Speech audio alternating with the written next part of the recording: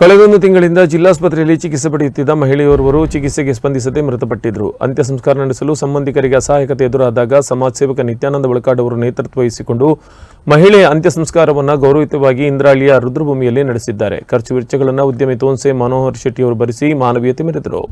Manipal police ಠಾಣೆಯ ASI Sheena Salian ಸಹಕರಿಸಿದ್ದಾರೆ. ಕಳೆದ March 30ರಂದು Parkala ಮೀನು ಮಾರುಕಟ್ಟೆಯ ಬಳಿ ಕಾಲು ಕೊಳೆತು ಗಂಭೀರ ಸ್ಥಿತಿಯಲ್ಲಿದ್ದ ಮಹಿಳೆಯನ್ನ ನಿತ್ಯಾನಂದ ಬಳಕಾಡ್ ಅವರು ಅಜ್ಜರಕಾಡು ಜಿಲ್ಲಾಸ್ಪತ್ರೆಗೆ ದಾಖಲುಪಡಿಸಿದ್ದರು. ಮಹಿಳೆಯ 2 ಕಾಲುಗಳು ಕೊಳೆತು ಗಬ್ಬು ವಾಸನೆ ಹೊಡೆಯುತ್ತಿತ್ತು. ಹುಳುಗಳು ರಂಧ್ರ ಕೊರೆದು ಸಂಚರಿಸ್ತಾ ಇದ್ದವು. ದಾಖಲು ಪ್ರಕ್ರಿಯೆ ನಡೆಸುವಾಗ ಮಹಿಳೆಯ ಹೆಸರು ಲಲಿತಾ ನಾಯಕ್ ಮತ್ತು ದೇವದಾಸ್ ನಾಯಕ್ ಹೆರ್ಗಾ ನಿವಾಸಿ ಎಂದು ಹೇಳಿಕೊಂಡಿದ್ರು.